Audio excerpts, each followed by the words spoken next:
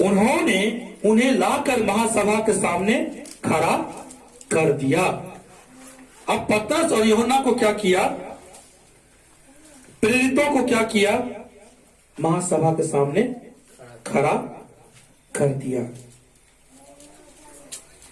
और आगे लिखा है, तब महायाजक ने उनसे पूछा, क्या हमने तुम्हें चिताकर आज्ञा नहीं दी थी कि तुम इस नाम से उपदेश ना करना?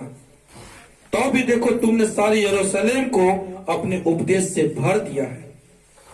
हम तुमको मना किए थे कि यीशु मसीह के बारे में तुम मत बताना, लेकिन फिर भी तुम क्या किए हो, पूरा यरूशलेम में उसके नाम का चर्चा कर दिए हो। हम देख रहे 4 अध्याय में मना किया था तो मत बताना, लेकिन वो क्या कहा, ये हमसे नहीं हो सकता, आप परमेश्वर के बारे में बताएंगे तो बताएंगे। और वो बता भी रहा है, क्या कर रहा है, और बताने का कारण क्या हुआ, उसको महासभा के सामने में खड़ा किया गया। महासभा के सामने में खड़ा किया गया। यही पतरस और यूहन्ना महासभा के सामने खड़ा होने से पहले इसको रात भर जेल में बंद करके रखा था। कहां? जेल में बंद करके रखा था। लेकिन रात में जब परमेश्वर का स्वर्गदूत आया और दरवाजा खोल करके पतरस और यूहन्ना को बाहर कर दिया और कहा, मंदिर में जाकर के जीवन का वचन सुनाओ, तो जो लोग पतरस और यूहन्ना को जेल में बंद किया था, वो सवेरे सवेरे क्या कर रहा था, जेल में पतरस और यूहन्ना को खोजने के लिए गया। देखता तो यहाँ है ही नहीं। वो लोग सोच रहा कि कैसे, कहां चला गया, पूरा तो बंद था चारों तरफ से। लेकिन तब पता चला वो लोग मंदिर में क्या करें, जीवन का वचन को सुना रहे हैं। हालेलुया। अब अभी यहाँ पर लोग क्या कर रहे हैं, वहां पर महासभा के सामने पतरस और यूहन्ना को खड़ा किया गया। तब महायाजक ने उनसे पूछा, क्या हमने तुम्हें चिताकर आज्ञा ना दी थी कि तुम इस नाम से उपदेश ना करना? तो अभी देखो तुमने सारे यरूशलेम को अपने उपदेश से भर दिया और उस व्यक्ति का लहू हमारे गर्दन पर लाना चाहते हो। तब पतरस और अन्य प्रेरितों ने उत्तर दिया। वहां पतरस यूहन्ना के साथ साथ और भी यीशु मसीह के चेले लोग हैं, उत्तर दिया, मनुष्यों की आज्ञा से बढ़कर परमेश्वर की आज्ञा का पालन करना ही हमारा कर्तव्य है। जो गलती आदम और हवा तो किया, उस गलती को अब मैं नहीं दोहराऊंगा। परमेश्वर ने आदम और हवा को आज्ञा दिया था, तू इस पेड़ के फल को मत खाना, नहीं तो तू। और अभी क्या आज्ञा है, जिसके पास पुत्र होगा उसके पास पिता भी होगा।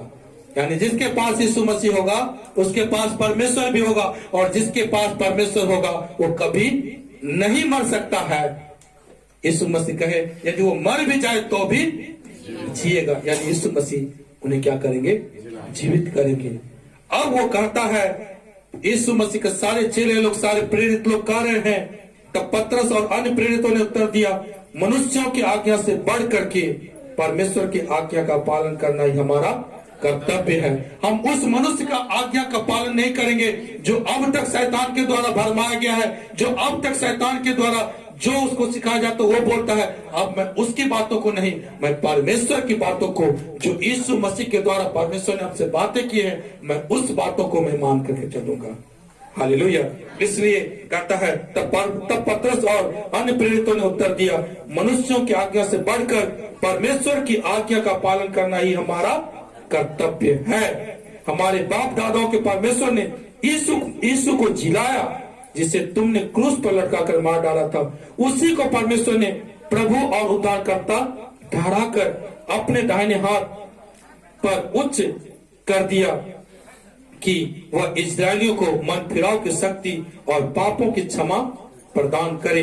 हम इस बात के गवाह हैं, और वैसे ही पवित्र आत्मा भी, जिसे परमेश्वर ने उन्हें दिया है, जो उसकी आज्ञा मानते हैं। हम गवाह हैं, हम यीशु मसीह के गवाह हैं, और हर एक वो लोग जो गवाह हैं यीशु मसीह के लिए, परमेश्वर ने पवित्र आत्मा भी दी है, जो उनकी आज्ञाओं को मानते हैं, जो किसी भी हालत में यीशु मसीह को इनकार नहीं करे। पवित्र आत्मा उनके साथ है। हालेलुया। हम आदम और हवा के समान नहीं बनेंगे, कि वो बहकाया गया, तो अब भी हम बहक करके हम उस जीवन के कर्ता को इनकार करें, बल्कि हम उसे हमेशा अंगीकार करें, यीशु मसीह को हमेशा अंगीकार करें। वही हमें अंतिम दिनों में क्या करेंगे, क्या करेंगे अंतिम दिनों में?